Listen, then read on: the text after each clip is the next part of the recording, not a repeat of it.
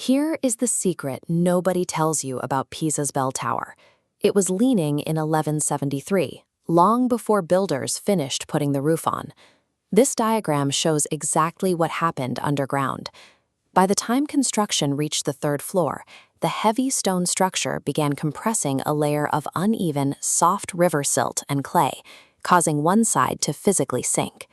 Any rational city planner would have immediately torn the compromised structure down and started over. Pisa, stubbornly, just kept building upward. This decision turned a structural failure into the city's defining masterpiece. Welcome to the Piazza dei Miracoli, the Square of Miracles.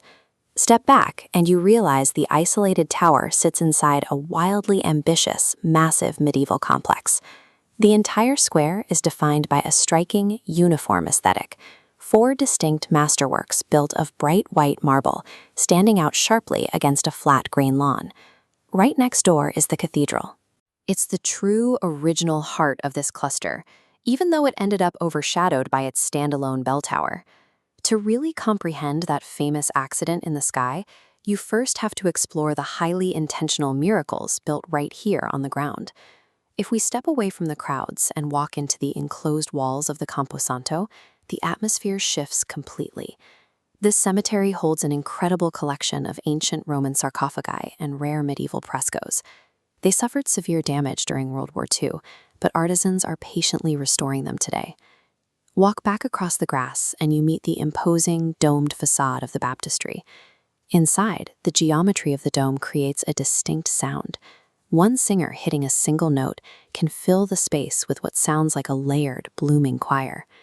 Every individual structure in this square bends the normal rules of physics or sound in its own highly specific way. Which brings us back to the tower. The only way to truly understand its condition is to physically climb the 294 steps to the very top. The ascent creates a bizarre physical sensation. The stone staircase itself tilts, forcing your own body to lean into the slant.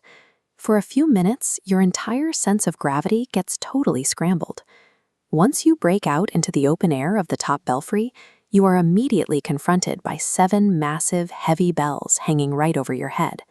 These 7 bells are perfectly tuned to a musical scale, yet they hang completely silent. They cannot be rung. If thousands of pounds of bronze were allowed to swing back and forth freely, the resulting vibration would dramatically worsen the structural stress and could physically topple the tower. The tower's stability is so precarious that its original purpose, ringing these bells, had to be completely abandoned for its survival. By 1990, the lean reached a critical threshold. Calculations showed the structure was only inches away from a total catastrophic collapse. Engineers spent the next 11 years launching a massive intervention. They strapped heavy metal cables to the marble columns and essentially entered into delicate negotiations with gravity. Instead of pushing the tower up, engineers applied lead weights and extracted tiny pockets of soil from beneath the elevated foundation. By 2001, this extraction worked. They coaxed the structure backward by 16 inches, securely stabilizing it. They deliberately stopped there. The engineering victory wasn't about straightening a broken building. It was about freezing an 800-year-old mistake permanently in time. When you look outward from the safety of that stabilized belfry, the red rooftops of the city spread out quietly to the horizon. Look straight down, and you see hundreds of visitors spread across the green lawn, all lining up to do that exact same photographic pose. Pisa's endurance comes from its willingness to own its imperfection. In Pisa, the accident became the masterpiece, and the flaw became the fame.